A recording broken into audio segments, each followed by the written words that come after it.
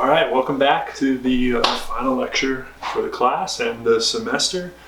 In this lecture, which covers chapter 15, we're essentially just going to be talking about how we sort of ex post analyze our DCF. Can we go back and check whether we made any mistakes? Is our model robust? Is our model technically sound? Did we make any assumptions that might make everything else about what we've done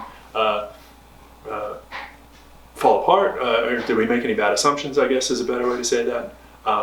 And what can we do sort of to think about things going forward.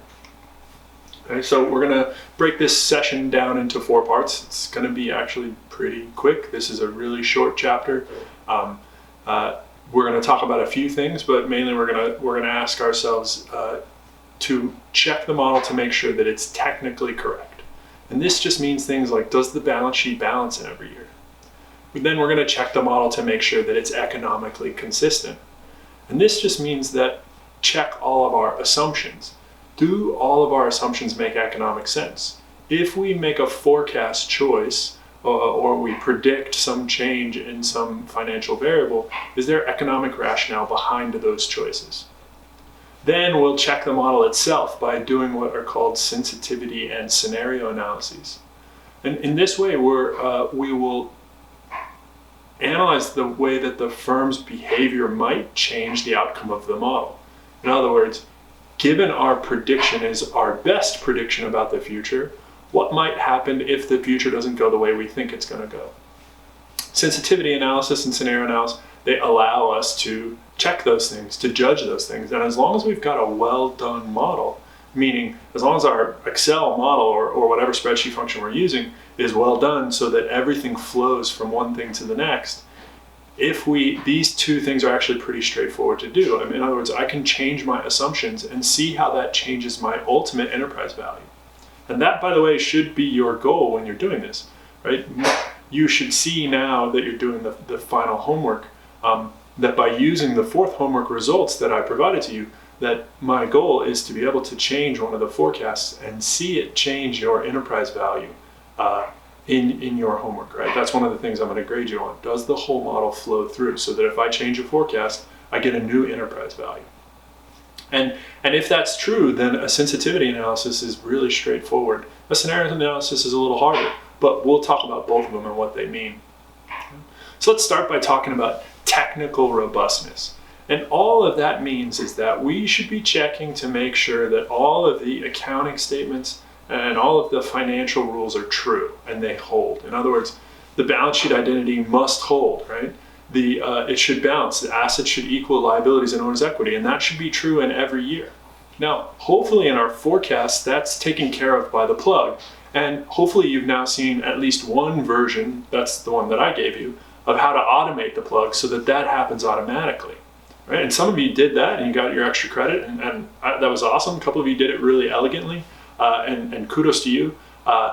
That's just a little bit more involved level of Excel than you've probably had to do before, and I hope that those of you that didn't figure it out see my solution and sort of realize where you're how to do it, or at least where to start, because my solution is only one way, and it's admittedly not an elegant one. It's a brute force one. So hopefully the balance sheet balances because the plug is automatic, but we need to make sure that it does that. Hopefully the income statement flows correctly into the retained earnings statement, and the retained earnings flows correctly into the balance sheet. Right? Hopefully all of that stuff checks out, right? All of our accounting statements need to follow the accounting rules. And then we need to make sure that, particularly in the rearranged financial statements, that when we calculate the sum of invested capital plus our non-operating assets, in other words, when I add all of my assets up, I need to make sure that it equals all of my financing. This is sort of another way of saying the balance sheet should balance, right? It just happens to be true in our model, in our reorganized model too. Okay, and that's our way to make sure that we didn't leave anything out. Because remember, we reorganize into the balance sheet to calculate invested capital, and we remove a lot of assets, we ignore a lot of liabilities. We want to make sure that if I add them all back, does my balance sheet still balance? Or did I miss something? Did I forgot about something? Did I not carry something through into my reorganized statements? And finally, I want to make sure that my estimation of NOPLAT is correct, no matter what way I'm looking at it. If I calculate NOPLAT coming down from sales like a normal income statement, if I calculate sales coming up from NOPLAT and net income, does that all make sense, right? So technical robustness is just checking that the model isn't broken in some way because we made a mistake, and that is then breaking our accounting standards and rules, right? And so you can see example here. In other words, when we're checking the rearranged in financial statements to see that the sum of invested capital plus non-operating assets equals the cumulative sources of financing. Again, this is where we're saying, does the reorganized balance sheet balance? Did I leave anything behind? So all I'm going to do is I'm going to add all my operating assets. That's invested capital. So up top, we got operating working capital. Invested capital is the sum of operating working capital and fixed working capital. Fixed operating capital, so net PP&E. Again, this is a real simple one. If I add my non-operating assets, and we're just going to have equity investment here, I have what's called total funds invested. So this is the same idea as my, say, total assets, more or less. Right? Although it's not exactly the same, but it has a general interpretation that's similar. And then I reconcile that with all the money I've raised. Right? Again, this is sort of like the balance sheet truism. The balance sheet is true because all of my assets had to have been purchased. So I had to have raised money to buy those assets. And those two totals, they have to be the same. I don't raise more money than I have assets. And if I did, that money goes into cash. So the asset side of my balance sheet contains all of the money I've ever raised. And the liabilities contains all of the money I've ever raised. Right? And so I got to make sure that the total amount of funds I've invested, the total amount of money I've raised, equals all of the things that I've purchased. Okay? This is technical robustness, right? There's nothing fun about this. This is something that actually in a really good model, you would have all of this sort of built in with if statements that is checking all of these robustness as you're doing these, as you're putting it in. So in a really well done model, and I showed you guys one, like a professional one early on in the class, but in a really well done model, you would have a sort of Excel check that would give you an error if your balance sheet didn't balance. It would check that your total funds invested from the capital side reconcile with the total funds raised, and would give you an error if that wasn't true. It would give you an error if your income statement didn't reconcile correctly to your balance sheet. And all of those could just be an if statement saying, if this isn't true, pop up an error and give me a notice. Okay, so the kind of technical robustness checks, you can automate all those really nicely, and in a good model, that'll save you a ton of time. Okay, but it's important, because you can easily make a mistake here just from not paying attention, or one night you were doing it while you were tired and you missed a variable, and boom, it throws everything off down the line. That could cost you your job if you're an analyst. So you want to make sure that you're doing everything you can to check. Okay. The second thing is more important, really, because it's where the economic consistency can't be automated. It's not something you can have Excel check for you. This is asking questions about the model like, are the patterns the ones we intend? And are they economically reasonable? Right? In other words, are the patterns consistent with industry dynamics? Are the patterns consistent with what we think the firm is going to do?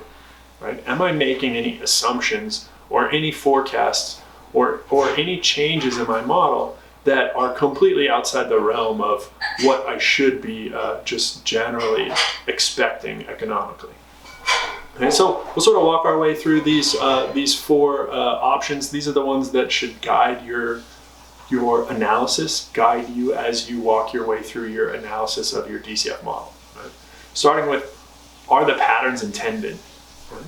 So what this means is that oftentimes, because the way we make our forecasts, we create some interactions in the financial statements that are only there because the mechanics of the forecasts work the way they do. Right? And the biggest one we see here, and it's not that this is super easy to get away from, but this is the biggest issue. And we talked about it when we talked about forecasts, is that we say, for instance, forecast capital expenditures. We forecast net PP&E as a function of revenue. right? Well, because I forecast PP&E as a function of revenue, and I forecast revenue growing smoothly, say 15, 20% every year, that means I'm forecasting my assets, my fixed assets, to grow at 15 or 20% a year. But that's not really economically how assets grow, right? I don't buy 15% of a factory and then the next year buy 15% more and then slowly build the thing.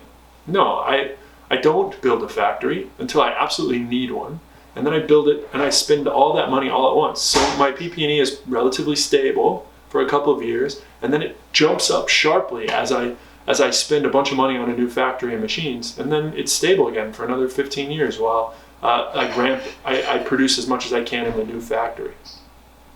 So does that affect, because we have modeled that sort of economically inconsistently, right? And that still may be the best way to do it. But we have to recognize that because of that inconsistency, it might cause things like our invested capital turnover increasing over time. Right? It's not because we are modeling that the firm is getting more efficient or we're having economies of scale. It's simply because I said that my capital expenditures is a percentage of revenue, and revenues is growing over time. Right? We have to be aware that this impacts the model, and we have to try and think about whether that's the impact we want. And if it's not, is there a better way to forecast things like CapEx?